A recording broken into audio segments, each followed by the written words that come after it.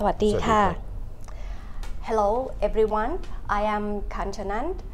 I'd like to welcome you to PTT presentation on the SET Digital Roadshow. Before we get started, let me introduce our management who are joining us today. Right to me, Dr. Somporn Wongwuttipornchai, our Chief Executive Officer. And next to him is Mr. Yongyot Krongpanit, Senior Vice President, Finance Division. Today's presentation we will start with the company overview, followed by the rest topics here, which I will cover it, and then we're gonna do the Q&A at the end of the presentation. So during the presentation, if you have any questions, so feel free to send them in. And for the materials, you could download it to the SET website or our website at pttep.com. Okay. So let's start on the page 3, talking about the PTT EP. We are the E&P flagship company of the PTT group. So based on this structure, you can see that PTT owns 65.3% of PTT EP. In turn, the government owns 64.2% of PTT. So that makes the government's content in PTT EP is around 42%. Our credit rating is quite equal to PTT and country. We are the largest oil and gas producers in Thailand and Myanmar, with the competitive advantage through the synergy with the PTT gas value chain. So it's opened up the opportunities to expand into a regional investment, both offshore to the south in Malaysia Peninsula and also Indonesia, and to the west in the Myanmar offshore. So basically our main operation is in the Southeast Asia, where the sales volume is around up to 96% of the total sales volume.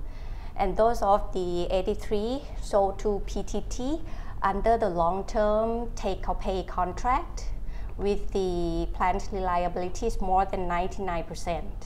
Our average regional cash cost is $13 per BOE or barrel of oil equivalent. On the next slide is to recap the 2017 performance, which we've quite done very well, both of the operations and financials. In terms of the operations, we achieved the sales target of 299k BOED and lowered down the unit cost to $29 per BOE. And also we stepped into the LNG value chain with PTT in Malaysia, and safety records is in the top quartile.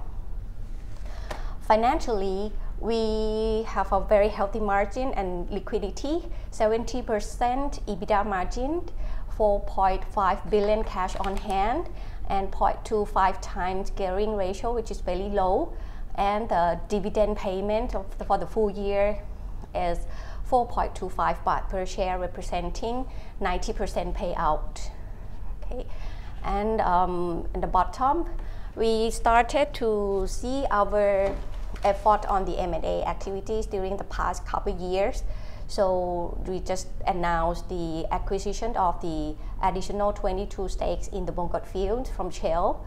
At the same time, we built up the exploration portfolio by joining hands with the experienced operators in the Gulf of Mexico, which I will talk about it later on. Next is the financial performance. For the core factors affecting the operating performance are sales volume, sales price, and the unit cost. On the left-hand side, the sales volume, as mentioned earlier, in 2017 is around 299k BOED, lower about 6% comparing to 2016. That's mainly from the low nomination from PTT. The average gas price in 17 was $5.59 per million BTU. The liquid price is around $52.26 per barrel. So all in all, the average selling price was $39.2, a bit higher when comparing to the 2016 because of the oil price rebound. And our volume mix between gas and liquid is about 70-30, and the revenue mix is about 60-40. On your right hand side, it's a unit cost that we could lower down $29.05 per BOE, lower than 2016. Basically, it's because of the DD&A from additional reserves booking. For the royalties, a bit higher because of the oil price rebound, the G&A because of the manpower cost, and the lifting cost remains unchanged for last year. Next is the cash flow performance.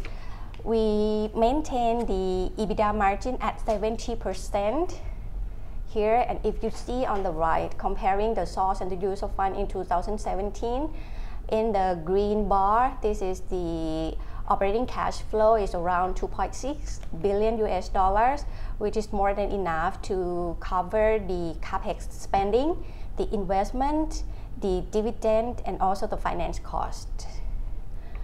For our net income last year was 594 million US dollars. However, the recurring net income, you can see that it's very high at around 836. This is because of we have the non-recurring item loss recognized about 240, mainly from the impairment loss in the oil sand, offsetting against tax benefits from the baht appreciation against US dollars. The financial position, we have a very solid balance sheet. We have the total asset at the year ended 2017 of 19.2 billion US dollars, and all the debt profiles are in US dollar base, with the average cost of debt 2.5% and the loan life of 7.15 years. And you can see that we have a very low gearing ratio at 5 times, meaning that we could raise more fund, more than 2 billion US dollars. Dividend, as mentioned earlier, and if speaking about the policy, our dividend payout policy is at least 30% of the net income, basically. And moving on to the strategic direction in this year, we still focus on the 3R strategy, being reset, refocus, and renew. In terms of the reset, the objective is to optimize the cost structure, so keep the unit cost low to stay the competitive advantage among peers, and as well as we have to maintain the production of the existing projects. In terms of the capital management, we have PTT EP Treasury Center as a financial center to ensure the efficiency of the financial management, and also because of the changing of the E&P landscape. So we have to transform ourselves in terms of the business process or the HR to cope with that. And the critical one is the cost management that we've done very well through the cost efficiency program that we call the Spend Smart campaign. You can see the result improvement on the right. Since 2014, we could reduce the unit cost over 30%, and now we are in the top quartile and still maintain the competitive cost base for longer term. The next R is refocus. For the refocus, the rationale is to sustain the future growth, and one of the key factors is the M&A activities that could improve our reserves life. And currently we stand at 5 years of the reserves, and that's the rationale why we acquired the additional 22% in the Bongot fields. And based on this, we could add up the production about 35 kBOED and immediately generate the cash flow. However, we expect the deal to complete by end of Q2 in this year. So the additional volume, the upside might be half of that. So let's say about 17K BOED. And we're still looking for another deals focusing for the producing assets and also near to produce in the Southeast Asia and the Middle East. For longer term, we're talking about the exploration. For this year, we double-sized the budget, the exploration budget to $232 this year, and also expanded to Gulf of Mexico that joined with the experienced operators. One is Repsol, a Spanish company, and the other one is the Petronas, and we won 2 blocks just recently. And on the right is the LNG value chain that I just mentioned earlier, that we joined hand with the PTT to capture the LNG demand growth in the Asia. This is the critical one, the bidding of expiring concession, the Bongkot and Era 1.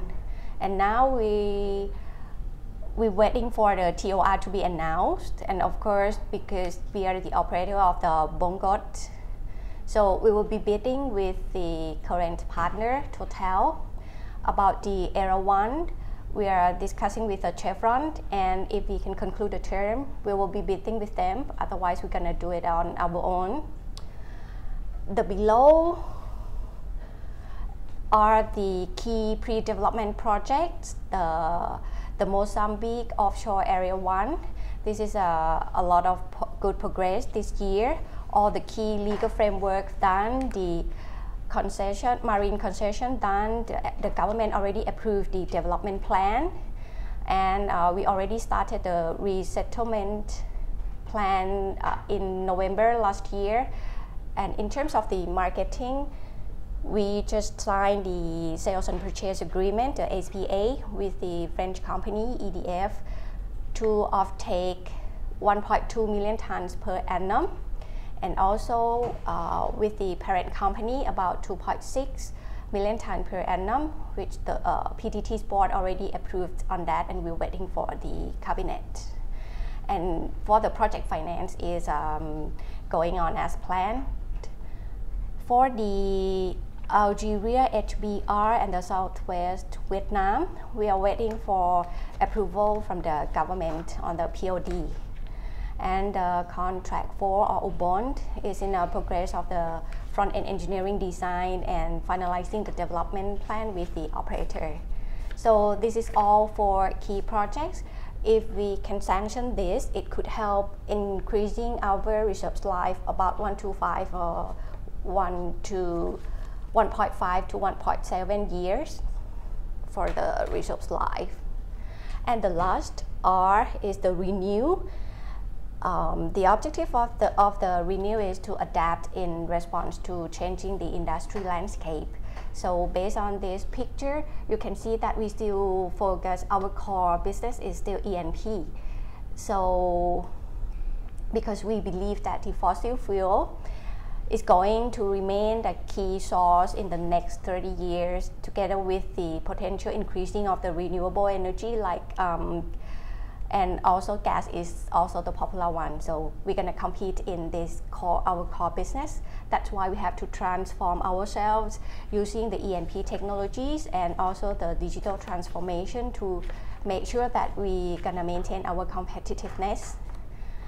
And we also looking into new business as well, like E&P related business, for example, decommissioning. And with 30 years experience in Myanmar, we also looking at gas to power as well. And we also set up the dedicated team to study in for the possibility in the renewable energies like solar or the battery, and see where we could leverage our competitive advantage and core capabilities. And next is the investment plan. this picture, so you can see our production profile in the next 5 years. You can see it's from the existing project, it's pretty much the same. However, in 2020 and 21, it's a slightly drop because of the natural decline, and a sharp drop in 22 because of the expiring of the Bongkot concession. And based on this, we not included the acquisition from the shell. So you could add up the sales volume as mentioned, 35K BOED in 2019 to 2021, and for the 18, just half of that. Next is the investment plan. In the next 5 years, we plan to spend around 15.5 billion US dollars, CapEx around 9 billion, and OpEx around 6.5 billion, which is the same that we did not include the Bongkot acquisition yet. So you could add around $100 million each year, and the OpEx is about 70%. So the last one, the financial outlook in 2018 for the full year, we look at the average sales volume of 302K BOED with the upside of Bongkot acquisition, and the average gas price $6.2 per MMBTU. The unit cost is around $30 to $31 per BOE, and EBITDA margin is quite the same at 70%. So this is all the presentation, and next is a Q&A that now we have a couple questions. So the first one, please update timeline of expiring concession bidding. May I ask CEO to update on this? Good day, everybody. Addressing to a popular concern or opportunities on the bidding of the expiring concession. The formal announcement has not been done by the authority. However, there has been an interview made by the minister himself to indicate that the TOR may be out to public about the end of April or May. That's one. And another timeline that he would like to have the decision made in selecting the winner by the end of the year, and hopefully that everything could be signed within February next year. So this is the timeline that has been given by interview by the minister, and the formal has not been done yet. So we are looking forward to hearing a formal announcement of the TOR. Yes. Thank you. And next question, do you have plan to raise fund? May I ask Kun Yongyot first? Yes, as Kun Jatanan just mentioned that the operating cash flow last year is about 2.6 million US dollar, right? And our capex plan each year average out around 1.8 billion to 2 billion, so it's sufficient to self-funding the capex plan, right? So, and we also have the cash on hand 4.5 billion US dollar. So with this, I think we have no need to have the new funding for this year. Okay, thank you. More than cash to cover all the M&A activities right now. And next question, what will be the area of focus for the company's renewed strategy? CEO to help this. As the company has set the strategy for the last 2 years, that we have 3 R's: reset on the cost to be competitive with peers, refocus, try to set priority what we would like to do to invest, and the question is on renew, which is something the last 2 years we have not spelled out as much. I think we have better picture now with the the changing of the energy landscape, having disruptive technology, having a renewable energy coming to the picture strongly and strongly. So the company has tried to prepare ourselves in terms of renew. And when we look at the renew, we have in two dimensions. One of them is try to strengthen our capability in E&P itself.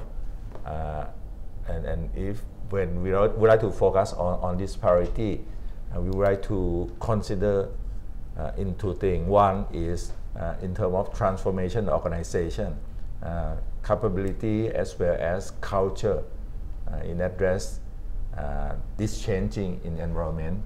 Second one is digitalization.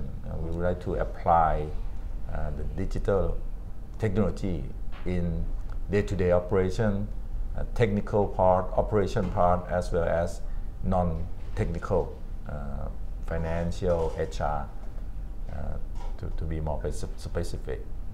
The other one is the renew in preparation for looking for new opportunity beyond E&P. I think we in looking at opportunity here, companies still have a base case, believe that the energy, and especially on fuel, fossil fuel, will be a dominant player in a 2 or 3 decades to come. Oil, liquid, maybe not as popular. So we started thinking about a peak oil or plateau. However, the gas will be very popular, and we believe that gas, natural gas, and the renewable will come hand in hand together. So in that picture, we are preparing to enter into a new opportunity. Maybe to be more specific, one is E&P related. So on the E&P related, we are thinking about decommissioning business. On the natural gas, which I mentioned that it's going to become a popular energy, we are talking about natural gas value chain, as we have done in getting into LNG business, LNG plant, LNG business, and also natural gas value chain in going to in power. To be more specific, we may want to take a look at country where we have experience, country where we know we can do business. So we try to be seeing opportunity in Myanmar, and that is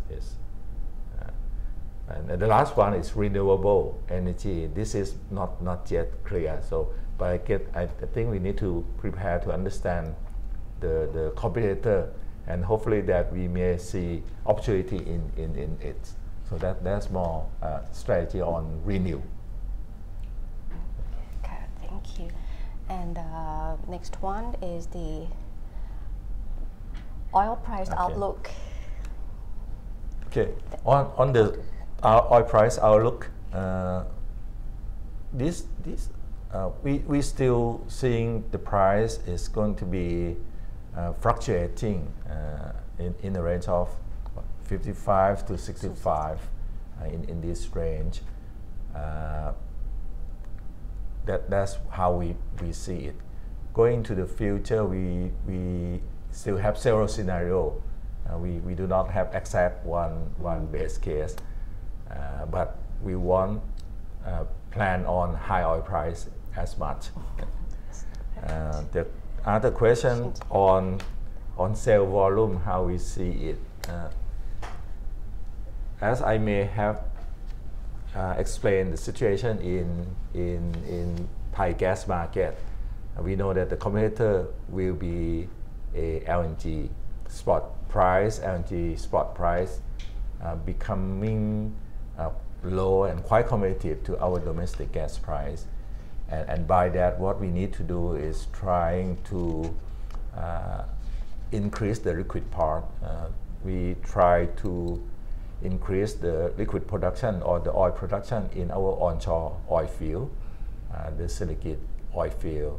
We try to increase the condensate production, where so the gas part is going to be limited by the nomination. But I think what we try to do is try to look at the high condensate yield from each well, each platform, and so that we can produce more condensate.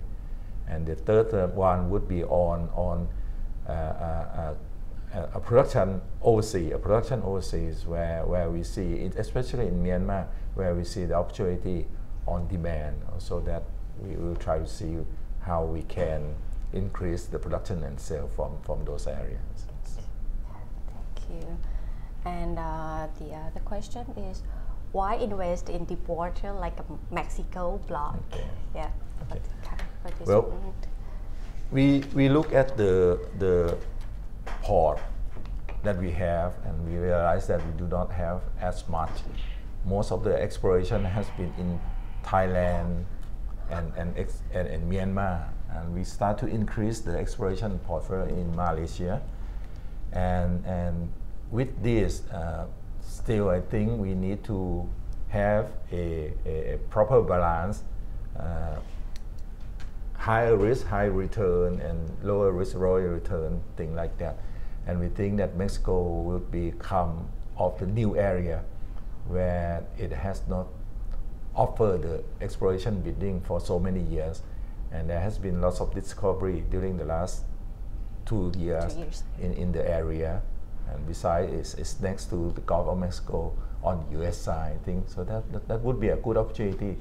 And one thing on this is we need to go with the good experienced operator, and we believe that the two companies that we have mentioned, the Repsol, Petronas, has experience in deep water and has already exist in Mexico, where we can use their experience to help doing this exploration activities in Mexico. Okay, thank you very much, Somporn. And that's okay. And if you have more questions or inquiry or still going on, or potential competitors for the bidding of expiring concession? Well, I rather not comment directly on this. You may have to reading the newspaper in Thailand. But again, we are serious on this, and we take the information seriously. Something to read in the newspaper, you may have to make some judgment on yourself. But I not comment yet on this. Okay, thank you. If you have any questions or inquiry, feel free to contact us. Call us at 6625374000 or drop us an email at ir@pttep.com. We will get back to you shortly.